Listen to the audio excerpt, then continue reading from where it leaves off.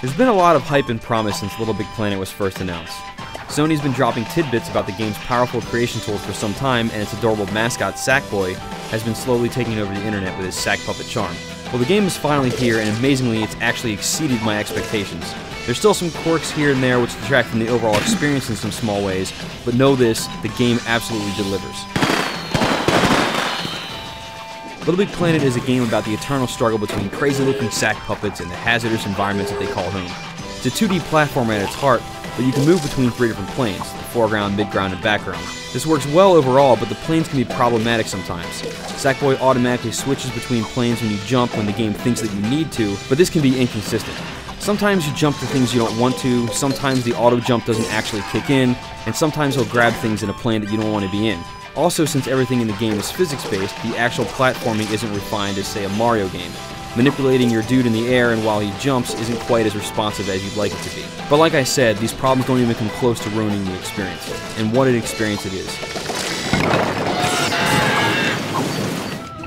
First off, the presentation, graphics, and sound are just fantastic. This is a very unique looking game. It's colorful, whimsical, and twisted all at once, and runs smoothly throughout the experience. The soundtrack is equally impressive with a range of very cheerful beats, and it's just a very happy game overall, something that's refreshing in a world of blood-soaked shooters. Now, everyone knew LBP would have an extensive focus on its online community, and we'll get to that in a minute. But what was surprising to me is just how solid the story portion of the game is. These are levels that Media Molecule made themselves, and their level design gets crazier and crazier as you progress. Each level is very unique, even when compared to others in the same theme, and some of the designs are simply brilliant.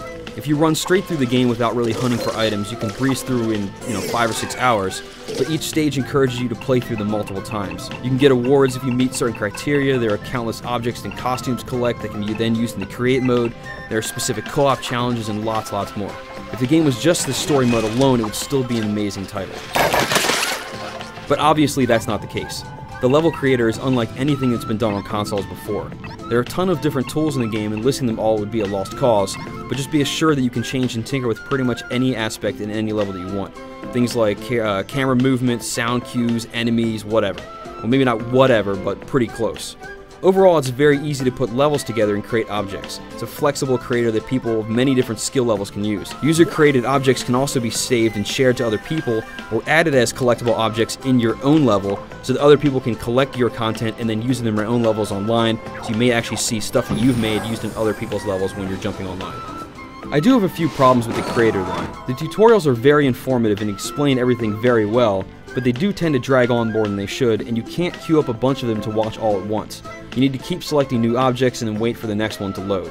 In addition to that, there are a few weird bugs of things unattaching themselves randomly, and I wish you could save states in the levels instead of just undoing actions all the time, since it means that sometimes you'll accidentally trigger a trap, not realize it, and then have to go back later and manually pick up the pieces, put them back the way they were, and then, continue on from there.